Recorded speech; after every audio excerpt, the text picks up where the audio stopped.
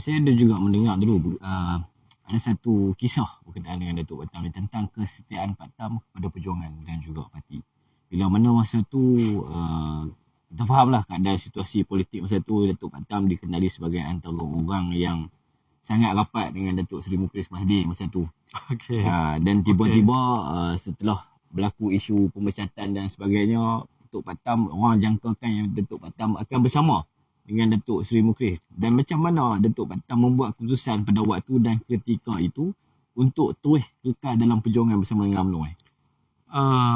Peristiwa yang pada saya cukup besar lah, krisis politik yang berlaku di negeri Kedah pada ketika itu. Seingat saya 2016. 2016. Bila mana pada masa itu saya jadi wakil rakyat, jadi adun jitera dan juga jadi ahli majlis mesyuarat kerajaan negeri, jadi exco yang memegang portfolio beliau dan sukan ini. Kemudian berlaku krisis politik Datuk Mukhlis pada masa itu dengan keadaan-keadaan pada masa itu yang menyebabkan beliau terkeluar daripada mainstream politik negeri Kedah dalam UMNO ini. Kemudian saya pada masa Datuk Mukhlis menjadi Menteri Besar, kemudian saya jadi exco kerajaan negeri Kedah, dan saya antara orang yang saya fikir saya ni dipilih oleh Datuk Mukhlis pada ketika itu bila mana beliau menjadi timbalan pengerusi Badan Perhubungan UMNO Negeri Kedah.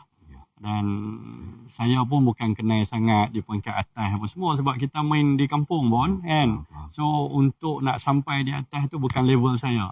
Cuma saya agak kenal dengan Datuk Mukhlis bila dia masuk di politik di Kubang Pasu ni pada tahun 2004. Kan, untuk bertanding sebagai Ketua Pemuda UMNO Bahagian. Pada ketika itu beliau kalah, kemudian beliau bertanding sebagai Jawatankuasa UMNO Bahagian, menang, dapat tempat pertama dan mula gerakan dia di dalam bidang politik di Kubang Pasu. Kemudian saya antara, bukan kata saya seorang, antara orang yang support beliau dalam politik di Kubang Pasu. Kemudian sampailah hatta saya dipilih untuk menjadi wakil rakyat. Kemudian selepas berlaku krisis kepimpinan itu yang mana kerajaan pada ketika itu yang dipimpin, kerajaan Kedah dipimpin oleh Datuk Seri Mukhlis, diminta letak jawatan dan diganti dengan Datuk Seri Ahmad Bashar oleh Perdana Menteri pada ketika itu. Jadi situ berlakulah orang kata apa konflik di situ dan memerlukan saya membuat satu keputusan yang besar. Sama ada saya nak ikut satu langkah oleh Datuk Mukhlis, sahabat baik saya ini, ataupun saya nak stay, kekal dengan parti UMNO, perjuangan saya ini. Okey, saya bagi tahu bahawa saya bermulanya kenal dengan Datuk Mukhlis pada ketika itu ialah dalam UMNO. Dalam UMNO kita berjumpa, kita berkenal, kita buat kerja apa semua, asbabnya dalam parti kita, dalam parti UMNO. Jadi selepas berlaku krisis ini, saya fikir macam mana keadaan yang perlu saya buat keputusan ini, apa bentuk keputusan yang saya perlu buat, dan saya buat pertimbangan.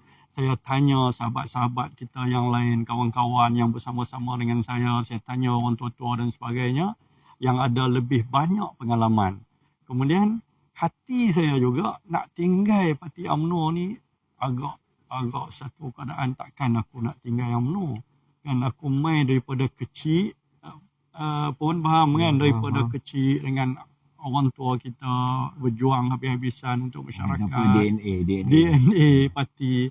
Kemudian takkan saya nak mudah-mudah tinggal macam tu. Walaupun saya adalah offer-offer pada ketika itu, kalau hang tinggal, hang keluar nanti parti UMNO ni orang kata tak ada apa dah pada ketika tu, dengan sokongan daripada rakyat. Kita nampak kan, orang sebelah sana pun nampak keadaan pada masa tu. Tapi saya buat satu keputusan, akhirnya saya buat keputusan bahawa saya tetap bersama-sama dengan parti inilah, parti UMNO sampai ke hari ini. Walaupun saya tahu dalam diri saya ni saya terima pelbagai perkara dan sebagainya, tapi saya istiqamah saya dalam perjuangan ini bersama-sama dengan parti UMNO. Orang katalah macam-macam. Pasal tu hang tak tinggal lah pasal hang exco kan. Kalau hang tak exco mungkin hang tinggal dah. Tapi saya macam ni lah. exco ke, tak exco ke, saya tak ada apa pun. Hari ini saya masih lagi bersama-sama dengan parti inilah, Parti UMNO, dan insya-Allah dulu, kini dan selamanya